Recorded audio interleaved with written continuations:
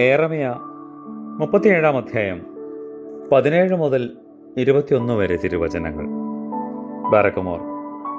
സെദക്കിയ രാജാവ് ആളയച്ച് അവനെ പുറത്തു വരുത്തി ഭവനത്തിൽ വെച്ച് രഹസ്യമായി അവനോട്, കർത്താവിൽ നിന്നും എന്തെങ്കിലും അരുളപ്പാടുണ്ടോ എന്ന് ചോദിച്ചു. ഏറമിയ ഉത്തരമായിട്ട്, ഉണ്ട്, നീ ബാബേൽ രാജാവിൻ്റെ കയ്യിൽ ഏൽപ്പിക്കപ്പെടും എന്ന് പറഞ്ഞു. ഏറമിയ തുടർന്ന് സെദക്കിയായോട്, നിങ്ങൾ എന്നെ തടവിലാക്കുവാൻ തക്ക എന്തു കുറ്റമാണ് ഞാൻ നിന്നോടോ നിന്റെ സേവകരോടോ ഈ ജനത്തോടോ ചെയ്തത്?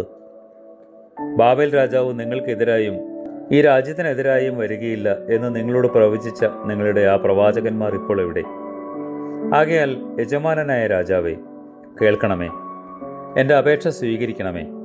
എഴുത്തുകാരനായ യോനാഥാന്റെ വീട്ടിൽ കിടന്ന് ഞാൻ മരിക്കത്തക്ക വിധത്തിൽ വീണ്ടും എന്നെ അവിടേക്ക് അയക്കരുതേ എന്ന് പറഞ്ഞു.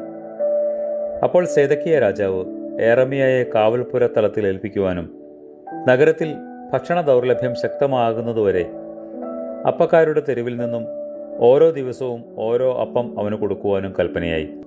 അങ്ങനെ ഏറമിയ കാവൽപുര തലത്തിൽ താമസമായി. കർത്താവേ, ആഗൽ കർസായുടെ കെണികളിൽ അകപ്പെട്ടിരിക്കുന്ന ഞങ്ങളെ നിന്റെ കരുണയാൽ സ്വാതന്ത്ര്യപ്പെടുത്തി രക്ഷിക്കണമേ. ആമേൻ.